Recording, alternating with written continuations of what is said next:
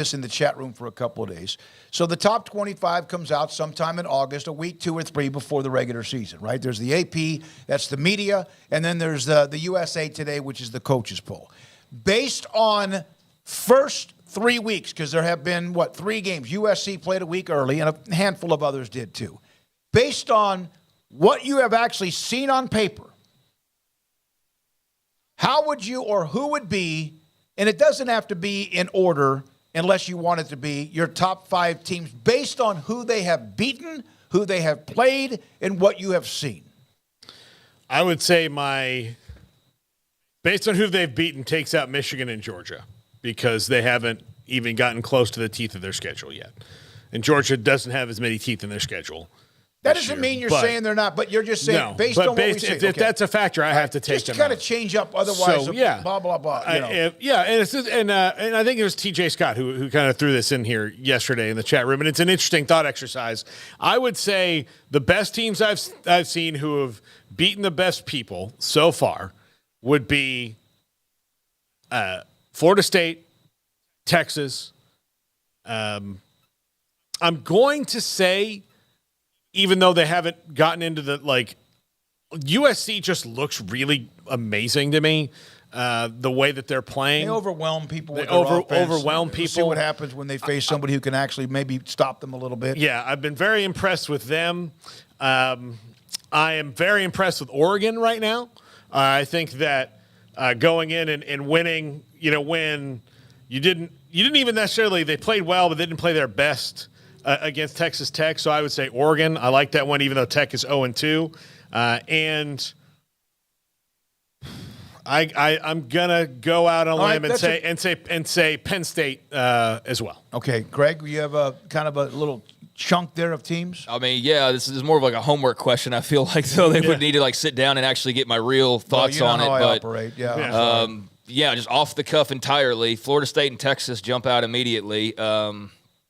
Beyond that, Colorado. If you're going off of just kind of the way they've looked and the hype and things like that, and I know that, TCU and Nebraska aren't necessarily where you look at them, but is that not better than beating Long Island or Albany or, southern, eastern Massachusetts or whoever? So I think Colorado, as far as most impressive, I think they'd have to be in there. So Florida State, Texas, Colorado. Haven't seen a ton of Michigan, but I know that I'm missing something there, and that's part of where the homework would come in. But how about Washington? Yeah, they look good. They definitely look good. I think that they're another just one of the multiple pieces that have made the Pac-12 so exciting. I don't know that I'd jump for joy over beating Tulsa and Boise State, but that's respectable as well. Again, for 4 and 5, I need to actually look into it because I think you're sort of splitting hairs with 2 games of evidence. I don't think that there's really a big handful of separation. But Florida State, Texas, Colorado, I'll throw USC in there because I have been impressed by them. And then for that 5th one, it's it could be about 10 different teams in my head right now. But those 4 I feel pretty good about. Paxton has Florida State, Texas, Oregon. It's hard to argue with that. Just to kind of, because of TJ, what he brought up yesterday, how come so-and-so's 1 or how come so-and-so's 5? And a lot of it is just from preseason reputation, but still as far as meat on the bone. Yeah. Miami and Wazoo, too, I think deserve a little consideration when you talk about impressive wins so far. Miami beating A&M, Wazoo really beating Wisconsin, a team that, I think a lot of people just hear Wisconsin, hear Wazoo, and they're like, oh, well, Wisconsin will probably figure out a way to win that one. But Wisconsin had no control in that game at any point. All right, it was all Wazoo. Christopher Shannon, Georgia, Texas, Florida State, USC, Michigan. That's his list. Yeah, Georgia I'd throw in there. That could be my 5th. So, Georgia, Texas, FSU, Colorado, and USC I think would be pretty solid. But, again, there's 5 other teams. Oregon being one of them that you'd go, they're right there as well. There's not enough separation, really. There's some. We've seen some. Clearly, some teams look better than others. But, I'm excited to get another week's evidence to see. Tim Salinas, Michigan, Florida State, Georgia, Ohio State, and Texas. Thank you very much. We appreciate that. And some of your feedback. Matt Moon, good to hear from you. Oregon is in top 4. I'd say Texas, USC, Florida State, and honestly, Washington. I don't know if anyone's saying Oregon's top 4 or even a couple of the other teams. We're just saying based on, and again, there's not a lot of evidence, but just kind of to change the topic a little bit. on who you've seen evidence of what teams have done. Yeah, I don't think Colorado's top 4 or 5. Oh, God, I just motivated them for their next week's Yeah, this game. is going to be a clip of our show. I don't think they're that, but I think based on who they played and how they performed, I think that they deserve to be mentioned there.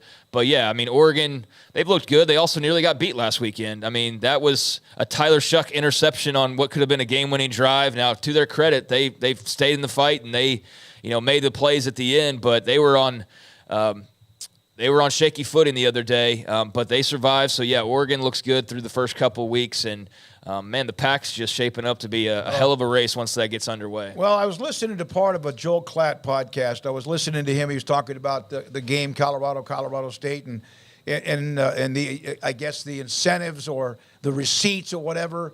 And he even said, "Listen, this is going to be a clip that I'm sure they play like tomorrow."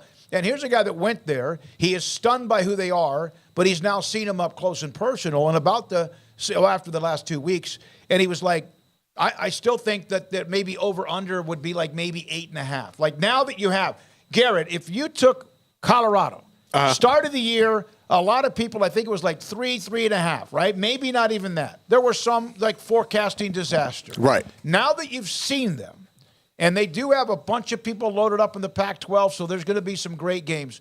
What would you say now is perhaps a number that you would say, no, that's too high? Like, would it be 8? Would it be 9? I would probably say 7, honestly. Like, given coming in, they were looking at 3. I think when you look at what they have going forward, I don't have their full schedule ahead, but just thinking like USC and Oregon being pretty much back-to-back, I think if you go 7, that would be a little high. But I'm cool. I'm comfortable with saying 6 wins. Okay. All right. Just curious on that, too. And so it does change who they are and now what you've seen. And now there's games you go, wow, they didn't have a chance. Now they have a chance pretty much. You don't know. Pretty much in every game based on how they're playing at this particular time.